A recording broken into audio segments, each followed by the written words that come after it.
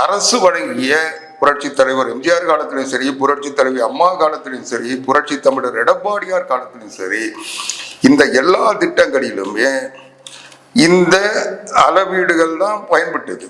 இந்த வறுமை அரிசி அட்டை வச்சிருக்கவங்களை வச்சுதான் அது பொங்கல் நலத்திட்டங்களாக இருந்தாலும் வேட்டி சரி வழங்குகிற திட்டம் எல்லா உதவிகளும் அதை வச்சுதான் அடிப்படையாக வச்சுதான் கொடுத்தாங்க. ஆனா இவங்க தான் முதல் முறையா ஸ்டாலின் ஆட்சிக்கு வந்த பிறகு இந்த குடும்ப தலைவிகளுக்கு 1000 ரூபாய்ன்னு சொன்னவங்க, ஆனா ஆட்சிக்கு வந்ததுக்கு பிறகு 28 மாசம் அதை கவனிக்காம இருந்துட்டு கொடுக்காம இருந்துட்டு அதுக்கப்புறம் வற்புறுத்தல் வந்த உடனே இந்த குடும்ப தலைவிகளில் தகுதியானவர்களுக்கு தருவோம்னு சொல்லி ஒரு புதிய வரையறையை அவங்க உருவாக்குனாங்க. இந்த வரையறையை உருவாக்கி 1 லட்சம் பேருக்கு கொடுத்தாங்க. அதுவே எத்தனை பேருன்னு இன்னும் சரியா தெரியல. அப்போ அதுல வேற ஸ்டாலின் அந்த திட்டத்தை தொடங்கி வைக்க சொல்ல இது உதவித்தொகை இல்லை, ஊக்கத்தொகை இல்லை, இது உரிமை தொகைன்னு சொன்னாரு. அப்போ உரிமை தொகைன்னா பெண்கள் குடும்ப தலைவிகள் அத்தனை பேருக்கு உரிமையான தொகை தானே.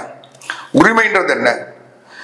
குடும்ப தலைவிகளுக்கு உரிமை தொகைன்னா எல்லா குடும்ப தலைவிகளுக்கும் பாகுபாடு இல்லாம தரணுமா வேண்டாமா? அதுதான் நாங்க தொடர்ந்து கேட்டுக்கிட்டு இருந்தோம். அது தரல. இவங்க உரிமை தொகைன்னு சொல்லிட்டு இவங்களுக்கு வேண்டியவங்க அல்லது இவங்க ஒரு வீட்டில் 300 யூனிட் மின்சாரத்தை பயன்படுத்தினா அவங்களுக்கு இல்லை.